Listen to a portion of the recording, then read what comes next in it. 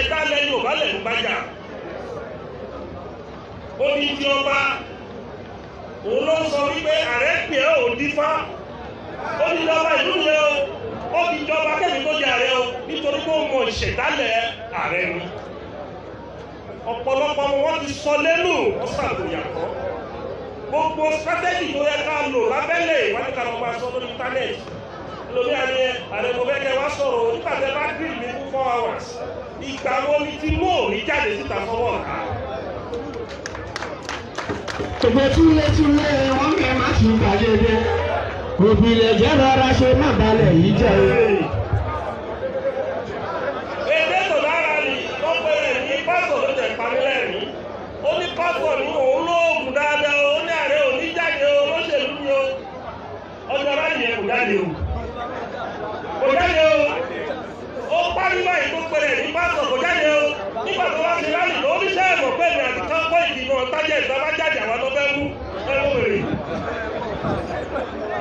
Lẹ́yìn tó ti pẹ́ láàyè yẹn wọ́n àtàkì àwọn tẹ́ pé àwọn tá a lè pè ní gallant soldier làwọn tó débẹ̀. Tó bẹ̀rẹ̀ ẹ̀yìn kábíyèsí wa látòrí àrólé Oòduà Ọọ̀ni of Ifẹ̀. Mo bẹ̀rẹ̀ lórí ọ̀rọ̀ gbogbo kan tí Sunday Igboho wá ṣe. Mo bẹ̀ kábíyèsí Aláké. Wọ́n lé ẹrú ní sinmi. Ẹ̀kọ́ kì í sí ènìyàn. Aláké Ọ̀fẹ̀gbá. Ó lè bẹ́ gbogbo ẹ̀yìn ọ̀jọ̀gbọ́n. Tí ọmọ ẹni bá ṣẹ ni ẹ̀yàn máa ń dárí yìí ni. Ẹ jẹ́ ká fọwọ́sowọ́pọ̀. A sọ pé ká dá ogun lẹ̀. A sọ pé mẹ́tọ́ọ̀dù Sunday Igboho lò ìlà fẹ́ lò. Kí a jọ fọwọ́sowọ́pọ̀. Ká lo a modern method. Tẹ́yọ̀ fi ń la ilé ìta rẹ̀. A ní ká kí ìsìn mẹ́tọ́ọ̀dù yẹn. Torí mo mọ̀ pé most of this method is wrong. Èmi kan sọ fún most of this method is wrong. But Ọlọ́run ti lò ó. Ọlọ́run ti lò ó lórí agitation Yorùbá nation. Ó ti play his own role. Ó lè máa play role sí i. Àgùdọ̀ jẹ́ kó pa, àgùdọ̀ jẹ́ kó fìyà jẹ́. Torí tó bá fọ ọba lọ ṣe kọ́kọ́ fún ẹ̀yin ọba náà tẹ́ bá dé Àbújá kò sẹ́ tó bá respect yìí o. Nígbà tí ẹ bá fi ká ẹyin, nígbà tí ẹ ti ká ẹyin, ajá tó gbó àbí láyọ̀ tó jà fún yín kí ló máa fi dé ọ̀gá jẹ tó bá wá. Tó mo bẹ̀rẹ̀ ẹ̀yin ọba, àtọ́rí gbogbo ọba tó bá bínú, ẹ fọwọ́ wọnú gẹ́gẹ́ bí Ààrẹ Ọ̀nà Kakanfò lẹ́yìn Yorùbá ló bẹ̀rẹ̀ yìí.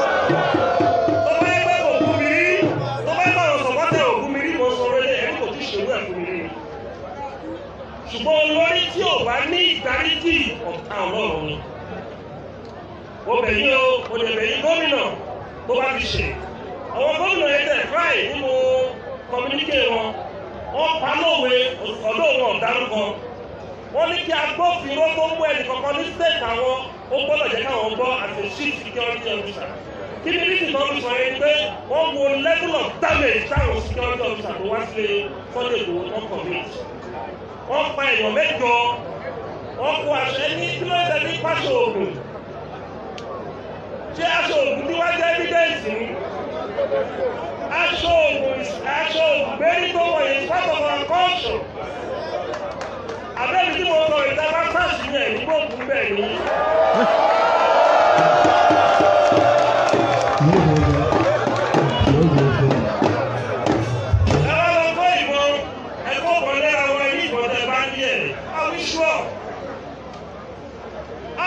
Pé ilé ẹ̀lẹ́dúgbò ní ìgbọ́dá pàdé yẹn. Ẹ wá lọ gbọ́ pé ọwọ́ kọ́sọ̀mù wá lè wo fídíò tó gbà gbogbo lọ́wọ́ kọ́sọ̀mù ni. Ẹ̀yọ́ ọmọ Yorùbá ẹ jẹ́ ká wẹ́kọ̀ wo. Ẹ gbàgbé ẹ jẹ́ ká gbàgbé ọ̀tẹ̀. Ẹ jẹ́ ká gbàgbé nǹkan tó bá ti ṣẹlẹ̀ sẹ́yìn. Ó ní ìgbàdẹ́mì dìde ní ọ̀dọ́, ó ní kọ́lọ́run ṣe lòmí fún Ọbásanjọ́. Tí Ọlọ́run bá lò ní wọn bá Ganilábọ̀ bá impeach Ọbásanjọ́. Ó dẹ̀ ní bí Ọlọ́run ṣe ń lo Sunday Igboho lọ́wọ́ tàwa yìí. Àwọn tá a jẹ́ olórí tá a já bàbá gbọ́dọ̀ báàgì ẹ̀. Iṣẹ́ ló ṣe ń bá ṣe owó òṣèlú dáná.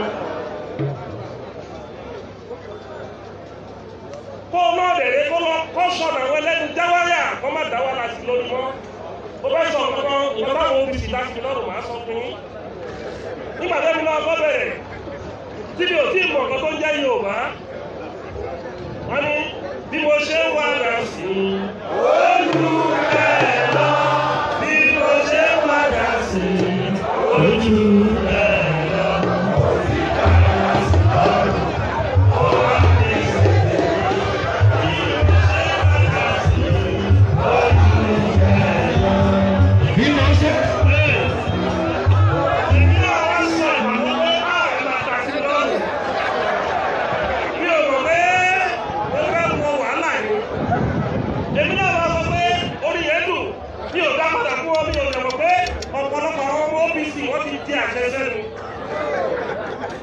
Èmi náà bẹ̀rù jákẹ́ẹ̀tì níbi òṣì ọ̀mọ̀lẹ́ náà yẹn. Nígbà tó máa dá ọ̀rọ̀ sí lọ́rùn ní Ṣómólú. Láì sí bẹ́ẹ̀, láì jẹ́ mẹ́fà Ṣómólú. Èmi náà rí pé ọ̀rọ̀ yẹn ti tèmi lọ. Wọ́n ti wọ́n kọrin kan. Yorùbá máa ń tìyàn ní o. Ọ̀gá wa. Ẹ tú wá sílẹ̀, ọ̀gá wa, ẹ tú wá sílẹ̀. Àwọn olóṣèlú rẹ̀ kọ́ má ṣe ṣírò àwọn ẹgbẹ́ wa, ẹ tú wá sílẹ̀. Àwọn olóṣèlú rẹ̀ kọ́ má ṣe ṣírò àwọn ọ̀gá wa, ẹ tú wá sílẹ̀.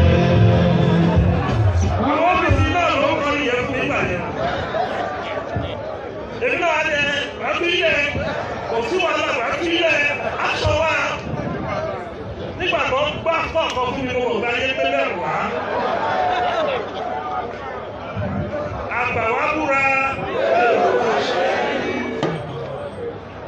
Stage Sunday Igboho ló wà yẹn. Stage tẹ́mi ní bílẹ̀ ní 20 years ago òun ló ṣẹlẹ̀ sí ilé ọ̀tọ̀ yìí. Gbogbo ẹnikẹ́ni tó lẹ̀ gbàgbọ́dé fún alálẹ̀ Yorùbá dà fún mi. Mo sọ nígbà yẹn àwọn ẹlẹ́nu dáwáyà. Ó ní àwọn tó rí ìjẹ àwọn tó rí ìjẹ yìí ẹ jẹ́ ìdó olóṣèlú kan lẹ́kọ̀ọ́ wọn.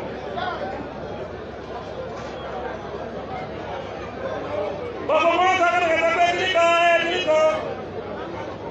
Wọ́n olóhùn wò pé òun wá unity àwọn ọmọ ogun.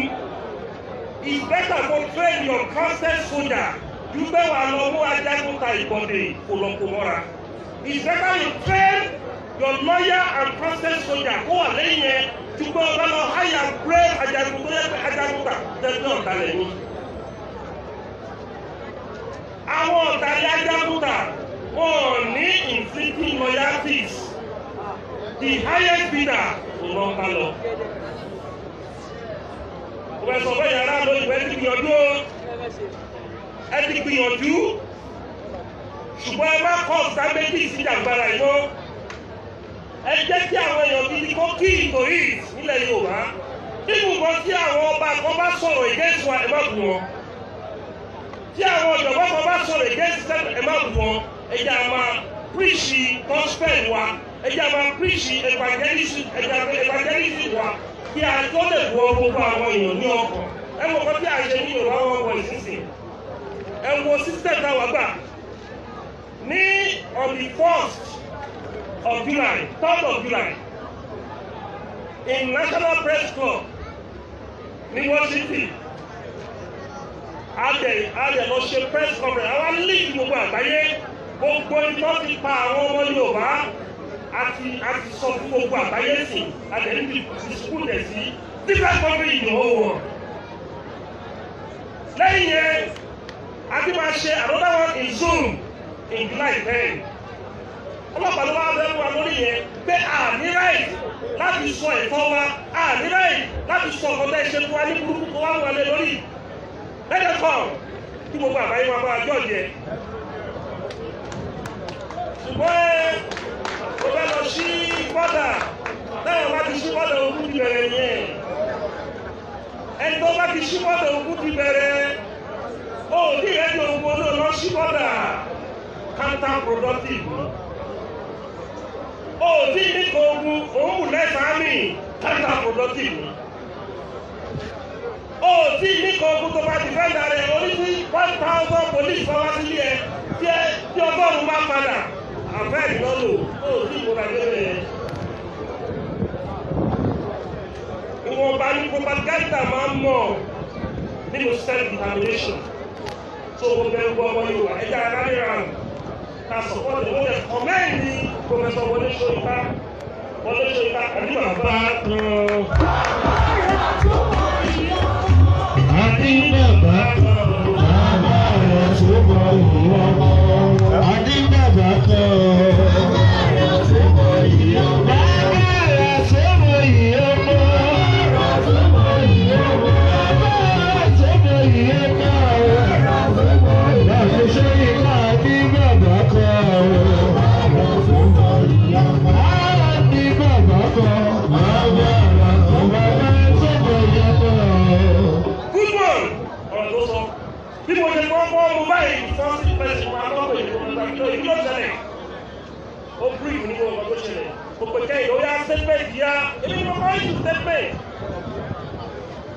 Torí mo mọ̀ pé kan tó ń jà fún yẹn, ó wà ní ọkọ̀ àyà mi tí mo fẹ́.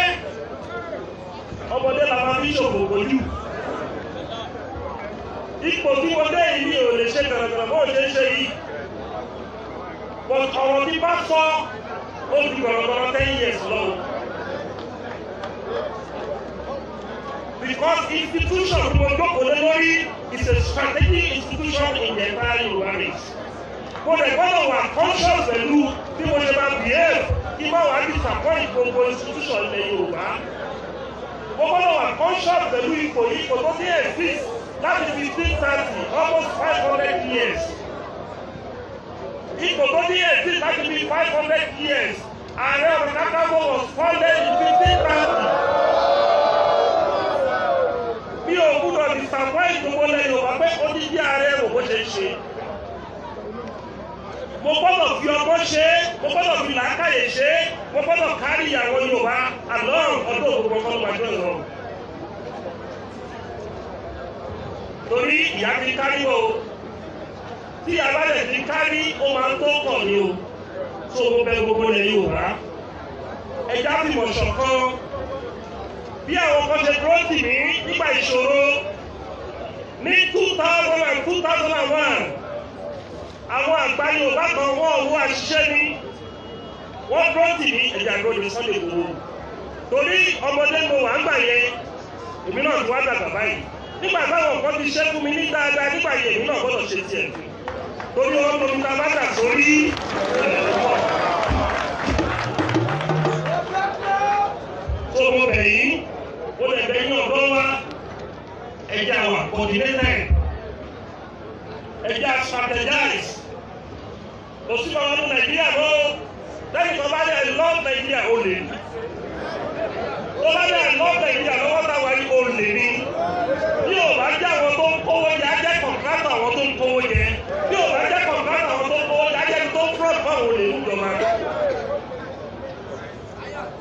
Torí Nàìjíríà is one of the most corrupt countries in the whole world. Nigeria is one of the most unsafe countries in the whole world. Nigeria is one of the countries that practice nepotism in their country. Nigeria is one of the countries that believe injustice in the global village. Nigeria is one of the most damaged image countries in the whole world. Kí ló ti kù? Wọ́n ní tàbá ọmọ ọba Amárítà Sákìlá rẹ̀ ní.